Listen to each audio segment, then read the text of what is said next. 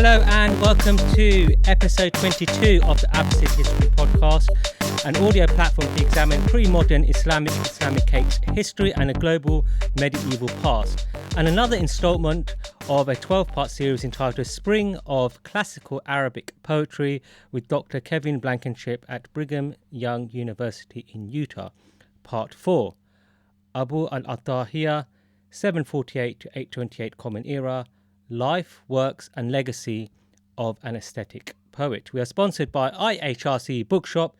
Listeners get a 15% discount on all purchases. Visit IHRC Bookshop at shop.ihrc.org and use discount code AHP15 at checkout. Terms and conditions apply. Contact IHRC Bookshop for details. I'm your host Al-Hassan, PhD student at the School of Oriental and African Studies in London. Now on to the show. Abu Ishaq Ismail ibn al-Qasim ibn Su'aid ibn Kaysan, better known as Abu al-ʿAtāhiyyath, was born in modern-day Iraq in 748 Common Era. He attracted the attention of an assembly of poets as a youth and rose in reputation. He was imprisoned for a short period after offending the Caliph of the day. Despite verse addressed to a concubine in the Khalifa harem, it is his unpretentious, mostly moralizing verse that marks his enduring appeal. To discuss with me his life, work and legacy is Dr. Kevin Blankinship. Welcome, Dr. Blankinship. Hi, Talha. Good to be with you. Abu al-ʿAtāhiyyath was born 2 years before the Abbasid revolution of 750 Common Era and dies in 828 at the cusp of its decline. Tell us more about his socio-political and cultural context. Abu al-ʿAtāhiyyath was a contemporary of Abu Nawas, so the broader context of their lives overlaps in many ways. You mentioned the Abbasid revolution, which resulted in a new capital at Baghdad, a more centralized government with new bureaucratic positions like vizier and qadi, which embodied an overall centralization of government at this time. It also saw greater reliance on non-Arabs and especially Persians, both in these new government positions and among the general populace, which led to shu'ubiyya, a term that will be familiar to listeners and which denotes a movement within the early Muslim society which denied any privileged position of the Arabs. So Abu al-ʿAtāhiyyath's life he lived part of his life under the reign of Harun al-Rashid.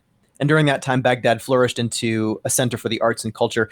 But Harun al-Rashid's era was also one of unrest and tension, whether between the northern and southern Arab tribal groups, between Arabs and non-Arabs, and especially Persians, in between religious groups like between Muslims and Dhimmis, Sunnis and Shi'is, or between whole polities like the Abbasids and the Byzantines.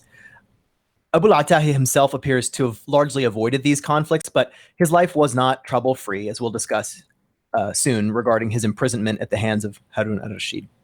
His literary career, Abu al-ʿAtāhiyyath's literary career, benefited from an overall trend at this time toward drawing from themes or motifs present in pre-Islamic poetry and fashioning them into full-fledged genres of their own. And this signals an overall trend of experimenting in which poets drew from the tradition, then added to it based on the needs of their own time. And some of these independent genres include ghazal, love poetry, whether chaste or erotic, tardiyat, or hunting poems, which come from hunting scenes in longer pre-Islamic qasidas, wine poems, khamriyat, and so on. In Abu al-ʿAtāhiyyath's case, he draws on motifs that already show up in the gnomic wisdom sections of pre-Islamic poetry, most especially marathi, elegies to the dead, which poets would often begin by pointing out that life is short, the transience of mortal life, and all created things. Here, we might mention the Christian poet Adi ibn Zayd, who wrote a poem using the motif of ubi sunt, rhetorically inquiring after lost peoples, to remind us that all people, however powerful, eventually pass away.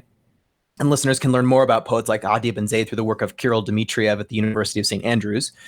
Professor Dmitriev has a book about early Christian poets, Das Poetische Werk des Abu Sakhr al-Hudali.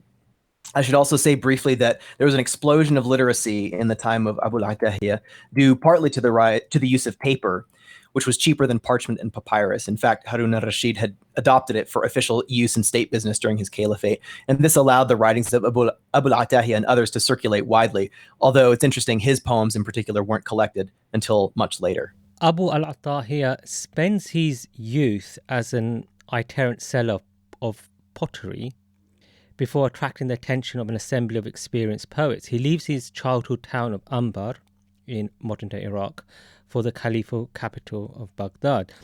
He has a stint in prison, which appears to be a career hazard for poets of this era, and is buried also in Baghdad. What do we know about Abu al-ʿAtāhiyya's life? One of the main sources for anecdotes about his life is the book of songs, Kitab al-Aghani, by Abu al-Faraj al-Isfahani.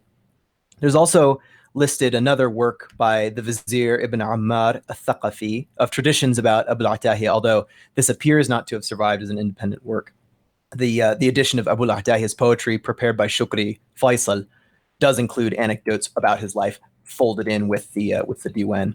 Abu al-ʿAtāhiyya was born in Ain Tamr in the Iraqi desert near Al-Anbar, and he descended from Persian stock, as were Abu Nawas and Bashar ibn Burd, the two poets with whom he's often grouped according to Arabic literary history, and this is often called the generation of Muqaddami al-Muwalladin, the first of the Muwallad or non-Arab and therefore modern poets, at least in the minds of those who write Arabic literary history. His family were Mawali of the tribe of Anaza, and he grew up in Kufa, where he apparently did sell pottery, and for this reason he was also called al-Jarrar, the pottery seller. And it's said that his pottery shop was a place where poets would gather and write down scraps of poetry on shards of pottery. During one such gathering, he saw a group of poets in a competition, and he himself participated in it. And based on this initial experience, he went on to write praise poems to the governor of Tabaristan, Umar ibn al-Ala, and with a reputation as a rising star, he went to Baghdad, the seat of the Abbasid court, where he soon became famous for his verses. Before this, however, he spent time with the group gathered around the same bohemian figure who had a major impact on Abu Nawas, and that was Walaba ibn al-Hubab. In fact, Abu al-ʿAtāhiyya first produced many poems about wine and erotic love, which cuts against this persona he later became famous for as an ascetic. And in these early days of his career, he was known especially for poems addressed to Utbah, a concubine of the Caliph al-Mahdi. The Caliph Harun al-Rashid enjoyed Abu al-ʿAtāhiyya's love poems, but he apparently took offense when about 10 years into his reign, the poet started donning the wool garments of an ascetic and vowed to never write love poetry again.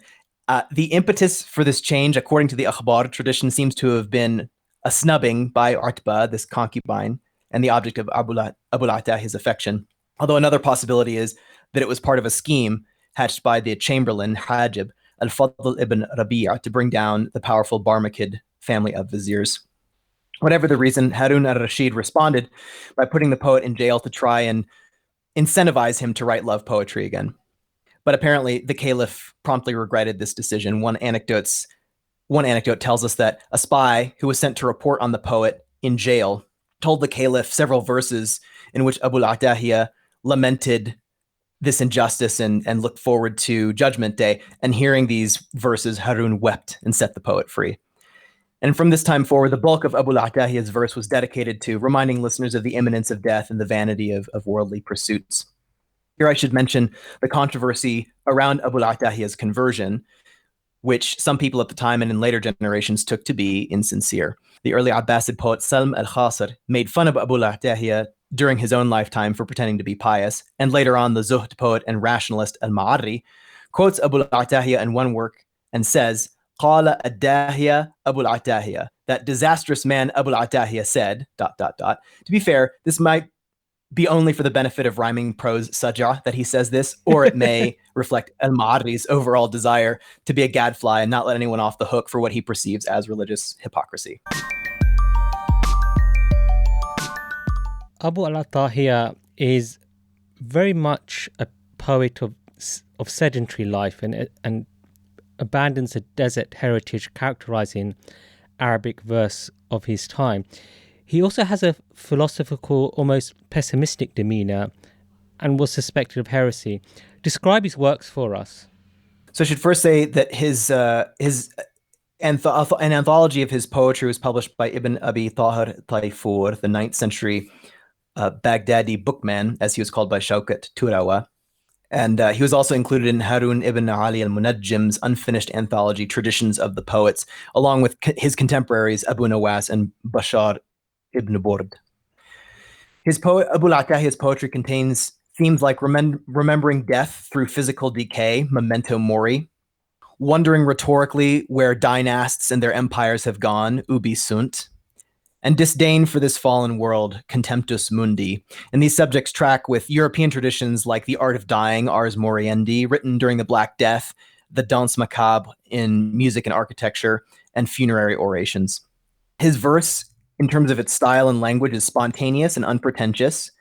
It's mostly moralizing that marks his moralizing verse that marks his enduring appeal. He's said to have lacked interest or knowledge in scholastic matters, which goes along with this overall reputation as a matbu'a poet, a natural poet, someone who composed naturally and spontaneously, in contrast to masnu'a poets, of whom the sort of poster child is Abu Tammam.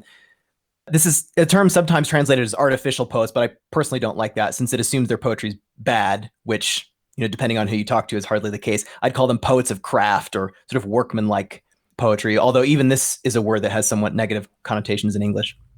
Abu al-ʿAtāhiyya's ignorance of or lack of interest in scholastic matters, again, was in keeping with his reputation as a natural or matbu'a poet. And while his poetry doesn't feature the same lexical rarities and complex rhetorical figures that characterize the verse of some of his contemporaries, many of his poems attest to a keen appreciation for technical matters and an inventive disposition.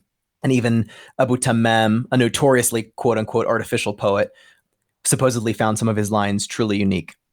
There's a story about how Abu al-ʿAtāhiyya was inspired to write a poem about death. One day he was listening to the hammer blows of a fuller whose repetitive beating put the poet in mind of death's relentlessness to its victims. And this trope of the beating hammer also brings to mind the story of al-Khalil ibn Ahmad's discovery of the classical meters in the coppersmith's bazaar in Basra. Abu al-ʿAtāhiyya composed a long Urjuza Muzdawija, which is a poem written in the Rajaz meter and rhyming couplets rather than the conventional mono rhyme. So every 2 lines it changes rhyme. And this composition is known as That al-Amthal, the proverb poem, and some 320 verses of it survive, although it supposedly contained over 4,000 verses originally. Al-Jahid singled it out as an example of the poet's innovations, and it can be found in the Shukri Faisal edition of the Diwan, where the poem runs for more than 20 edited pages. Rumors of Abu al-ʿAtāhiyya's unorthodox beliefs seem to come from the fact that although his poetry is full of, remembering life's transience, remembering death, it rarely mentions an afterlife.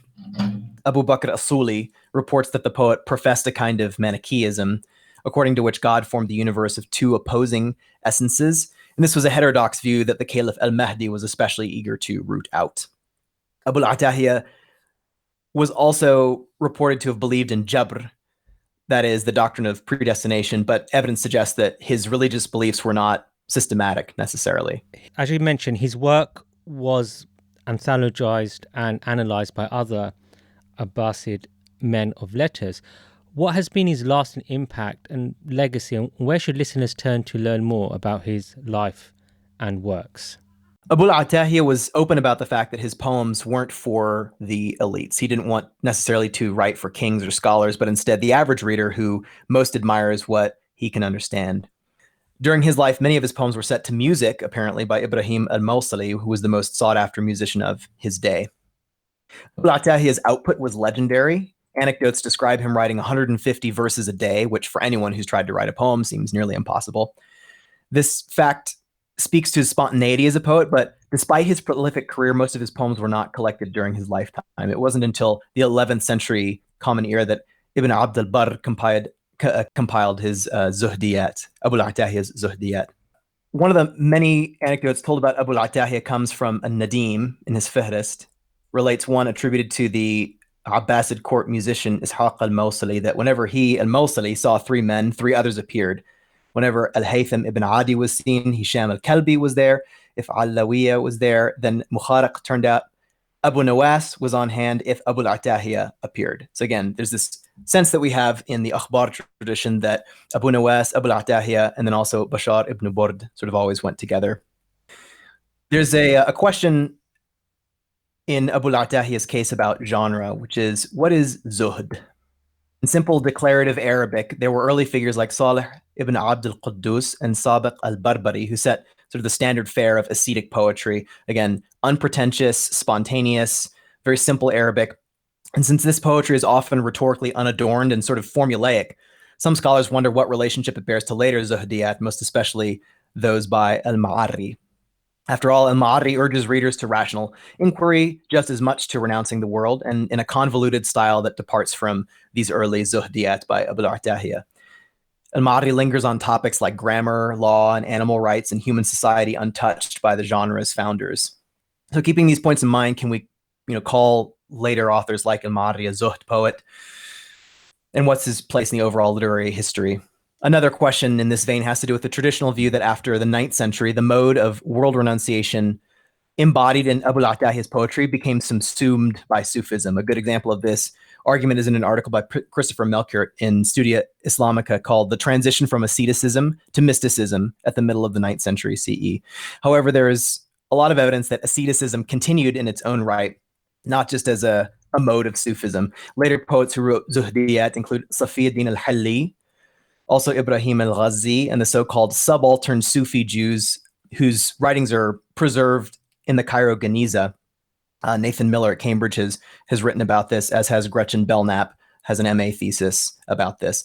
There's also evidence of zuhd communities, and these are recorded in works like the Tarikh Ulama al-Andalus by one Ibn al-Faradi, which focuses on members of the ulama community living the late 9th, 10th, and early 11th centuries CE. And he identifies over 100 out of a total 1,500 entries as zuhad. So anyway, all this is to say that it's not clear that zuhd, asceticism, didn't continue in its own right, although perhaps it had transformed after the 9th century, after al-ʿAtāhiyyath's life. As for where listeners can go for more information and to indulge a bit of shameless self-promotion, I will address zuhd as a genre that develops over time, as well as the view that asceticism was subsumed by Sufism after the 9th century in the book I'm currently writing, which places the 11th century poet al-Ma'arri among ascetic discourses in early Islam. Part of the reason I want to write about these topics is a lot of the scholarship is a bit outdated. In fact, for anyone looking for a good dissertation topic, if anything we've discussed today struck your attention or interest, al-ʿAtāhiyyath is a poet who badly needs more attention. Some other sources where listeners can turn: Gregor Scholler has a nice entry in the Cambridge History of Arabic Literature volume on Abbasid belles-lettres called Bashar ibn Burd, al-ʿAtāhiyyath, Abu Nawas. And there's also an entry by Robin Cresswell on al-ʿAtāhiyyath in Encyclopedia of Islam 3, all in capitals, and Philip Kennedy's book, The Wine Song in Classical Arabic Poetry, discusses al-ʿAtāhiyyath kind of as an exemplar of the other side of the wine poet's coin, which is enjoying life today with the recognition that it will end tomorrow. And finally, let's end with a sample from al-ʿAtāhiyyath and a translation. This is a nice poem that is, I think, fairly well known, at least in the traditions. Sort of touches on a lot of themes that al-ʿAtāhiyyath is known for: the nearness of death, the futility of striving, and other themes like that. So the first line starts like this in Arabic: Inna al-fanā'a min al-baqā'i qarību, inna al-zamāna idhā ramā lamusību. Passing away is so close to abiding. When time takes aim, it never misses the mark. Time teaches people so, if they could be taught. Time, both eloquent and wise. Time, both poet and preacher. I see you pleading to live forever, but long life makes you old, gives you torture, and finally melts you away. I saw you put time to the test, if testing could firmly prove your view. How often did time speak to you in clear Arabic, but you didn't answer? If you could understand what time says, you'd be seized with grief and tears. Urgently you pressed for youth and its diversions, while death, though you despise it, draws ever near. You rationalized, but I don't see you as reasonable. You asked and asked, but I don't see you getting what you want. You settled down in the piazzas of a fading mansion, that fading which wrecked your home and took it away. Does death make your life sweeter, my brother? How ridiculous. Nothing is sweetened by death. Try to dodge suffering as much as you like. Over every mother's child it watches and waits. How are you duped by fate's twists and turns, brother? How are you duped, you being wise? Long time you've milked dry the udders of time, striving, trying, seeking, yearning, while death observes the souls of humankind, and we all have our fate in death and in the grave. You won't turn to God when ruin swoops lion-like. Then when will you turn to him, brother? How good are you, quick to do fault?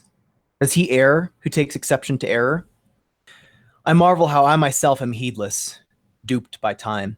Death calls for me tomorrow, and so I reply. I marvel at how faithful is my demise. It pounces energetically and stalks me silently. My God, I see how my own mind betrays me, yet to me it seems firm and sound. My God, those lost days in whose softness I had joy, days of my youth like a tender branch. Youth finds a ready market among women, while gray old age has no lover. Beautiful.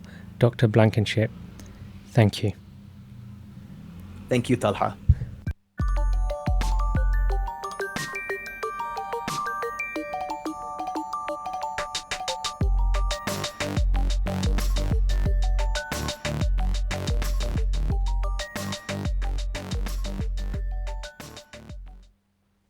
Great, that's the end.